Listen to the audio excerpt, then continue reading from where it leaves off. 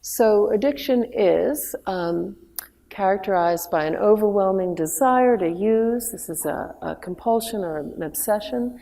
My first good drink, as Lonnie says, I had little sips of things at parties and stuff with my family, I guess. But when I was 13, I was staying over at a friend's house, and we went into her parents' basement, and we drank a gallon of wine together. And I'm pretty sure, because this is kind of my MO, but I'm pretty sure I got more than half of that.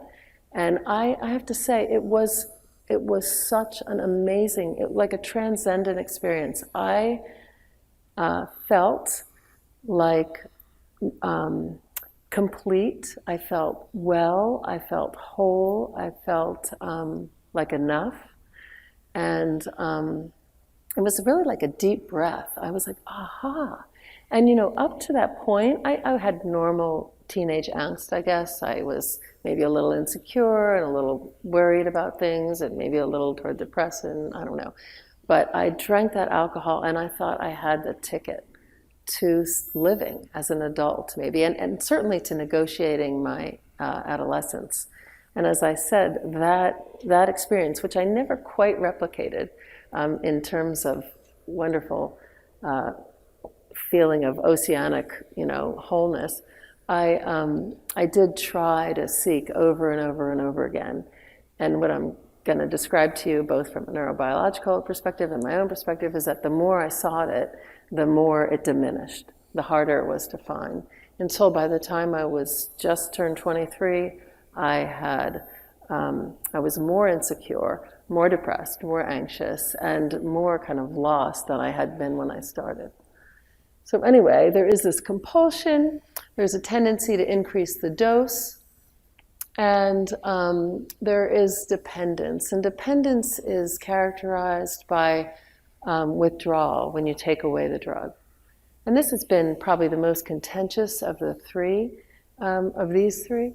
So in fact, when I hit bottom in 1986, and as I said, I was young, and what drove it, I think, so fast was cocaine, which was really prevalent. I lived in South Florida then, and so cocaine was the big thing in the 80s, kind of like opiates are the big thing now. And it's such a brutal drug that it kind of precipitated a fast bottom. But at the shortly before this, so it was in the 80s that people finally realized cocaine was addictive. They thought it wasn't addictive, it wasn't even an addictive drug because there was no physical withdrawal. They were using examples like alcohol and opiates, where you have DTs or shakes and real clear signs of physical withdrawal. And with cocaine, you don't feel like that at all. You just feel like there's nothing to live for because the world is so depressing. So finally we recognize that there's a psychological tolerance or psychological dependence. The drug has to be bad for you and for society. So I love caffeine, but I don't think I'm addicted because there's nothing wrong with caffeine. And then, of course, the last one is the denial of the drug problem. So it may just be that I'm in denial about my caffeine habit. Does someone you love suffer from drug addiction?